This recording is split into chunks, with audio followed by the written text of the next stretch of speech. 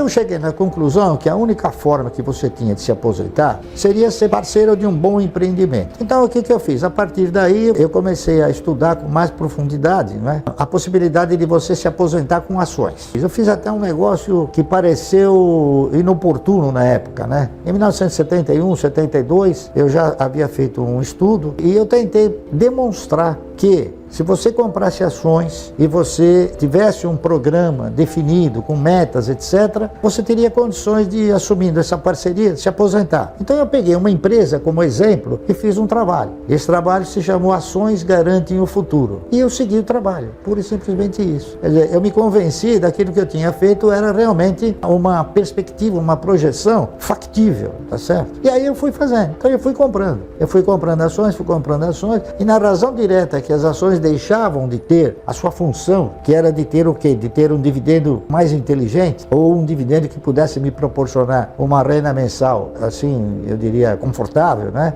Eu fui trocando. O primeiro movimento que nós fizemos foi comprar ações de uma empresa chamada Centrais Elétricas de São Paulo. Ela se chamava Centrais Elétricas de São Paulo, CESP. Aí quando ela mudou para a Companhia Energética de São Paulo, que o Paulo Maluf criou a Paulo e Petro e foi obrigado a mudar o nome da CESP, porque a CESP era só energia proveniente de hidroenergia, né? E aí ele ia explorar outra operação, que seria a exploração de petróleo, né? Aí foi quando a CESP deu um pulo, que eu imaginei que aquilo lá era uma coisa, era uma fantasia, tá entendendo? Aí eu peguei e troquei as ações da CESP por outra. Na época eu troquei por ações de um banco de investimentos chamado BRI, Banco Real de Investimentos, que era o que sucedia a CESP em termos de dividendos. Então eu fui comprando o BRI, com o dividendo que eu fui recebendo do BRI, aí eu fui comprando também bancos, fui comprando ações de banco, né? Bancos que pagavam ótimos dividendos. Então eu comprava ações, e todos eles muito abaixo do seu valor de patrimônio, inclusive bancos que pagavam dividendo mínimo, prioritário e obrigatório, que era o caso do Banco Bandeirantes, é isso? Aí eu comecei a comprar ações do Banco Bandeirantes, comecei a comprar ações do Banco Noroeste e fui comprando. E o patrimônio foi crescendo.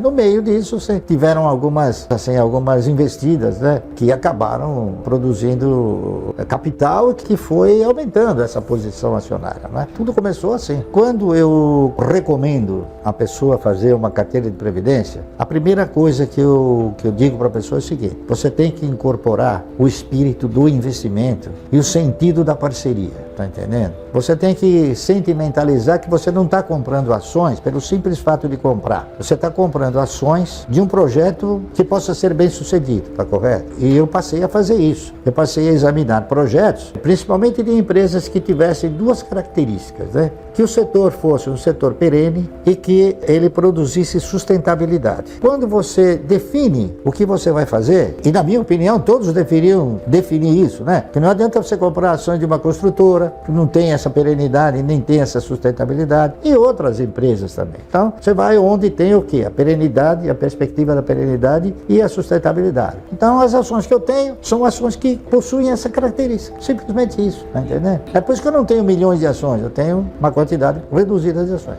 A minha proposta é você fazer o seu fundo. Só que você vai tentar constituir esse fundo de uma forma progressiva, né? Dificilmente, no momento em que você vai dar início a uma carteira de previdência, existem 20 papéis bons para comprar. Geralmente tem o melhor, então o importante é você comprar o melhor, tá certo? Então, esse é meu foco.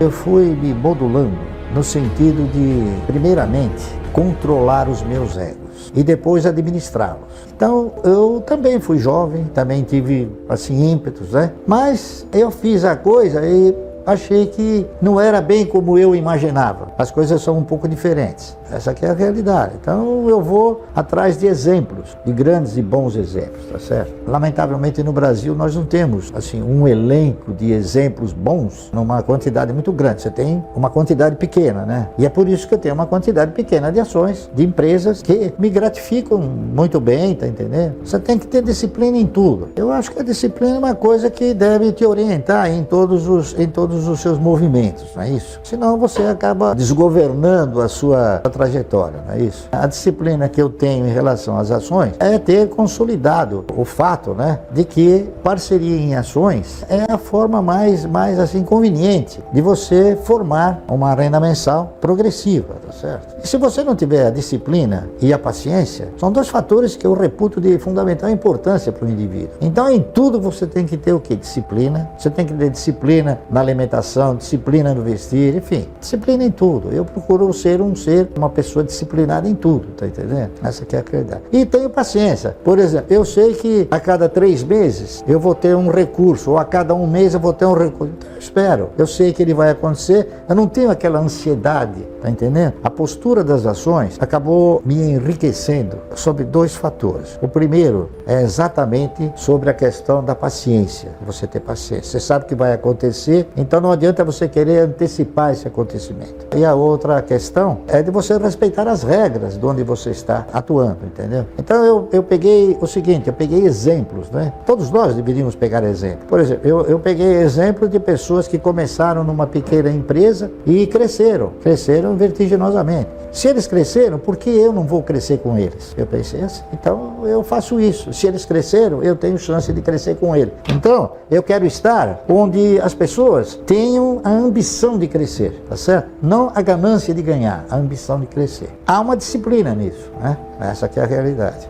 E outra, é você ter o quê? Você ter a condição de não extrapolar dentro dessa disciplina e dentro desse controle de egos, né? Você não extrapolar, você não sair fora do teu eu, daquilo que você... Né? Eu venho, por exemplo, de uma origem humilde, né? Então eu nunca quis, assim, coisas megalomaníacas, tá entendendo? Nunca pretendi, achei que nunca poderia ter. Agora que eu posso ter, eu chego e acho que não tem necessidade, tá entendendo? Essa que é a verdade. Então eu comecei a ter uma forma de pensamento seguinte, que o cara que tem, por exemplo, um carro de 450 mil dólares ou 450 mil reais, é um patrocinador, ele patrocina aquela empresa que está vendendo uma grife. Porque, na verdade, todos os carros andam, todos os carros têm porta, tem direção, tem roda, tem ar-condicionado, tem rádio, né? Tem elétrico, só que um custa 500 mil reais e o outro custa 30 mil. Eu acho que o controle desses egos é mais no sentido de você não querer demonstrar que você está andando numa coisa que você talvez nem goste, talvez você nem tenha podido comprar, e se comprou foi só para agradar quem você não gosta, tá entendendo? Eu acho que você tem que programar a sua existência, né? Você tem que programar a sua existência de forma tal que você mantenha um certo poder, é isso? Para você ter a condição de se manter bem. Então o que eu fiz foi isso. Eu falei, bom, o que eu preciso para me manter e viver bem? O que é viver bem? Viver bem é fazer tudo o que você gostaria de fazer, tá certo? Sem você olhar para a questão de falar, não, isso aqui eu vou fazer e vou jogar fora, entendeu? Então eu procuro fazer dentro de uma lógica, dentro de uma racionalidade e dentro de uma competência, entendeu? Então, por exemplo, quando eu tiver que comprar alguma coisa, eu vou falar, bom, mas eu preciso disso. Se a resposta for, precisa, mas eu posso? Pode. Então aí eu compro, tá entendendo? Então eu coloco esses egos, eu misturo numa panelinha esses egos aí e faço essas perguntas para mim mesmo. E uma outra coisa que eu gostaria de falar também, que eu acho importante falar isso que eu vou falar. Em 1989,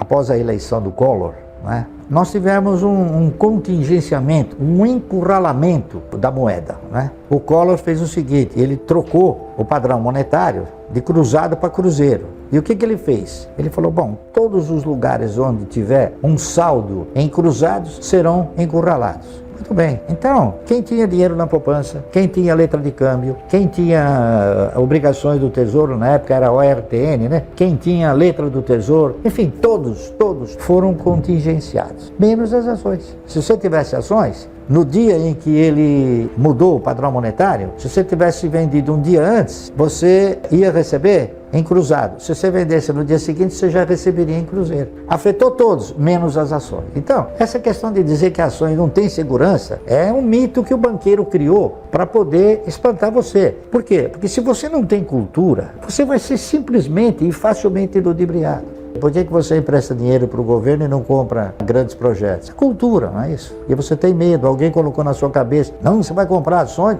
pelo amor de Deus, né? O cara vai quebrar. Esse cidadão que fala que o cara vai quebrar, ele não sabe, por exemplo, que o Banco Clabin tem 120 anos, né? Muitos bancos quebraram e a Clabin está aí, a Clabin, a Suzano, enfim, outras empresas. O meu conceito de riqueza é o seguinte, eu acho que rico é aquele que se contenta com o que tem. Eu sou um cara pobre, tá entendendo? Essa que é a verdade. Eu quero estar onde as pessoas tenham a ambição de crescer, não a ganância de ganhar. Essa questão de dizer que ações não têm segurança é um mito que o banqueiro criou para poder espantar você.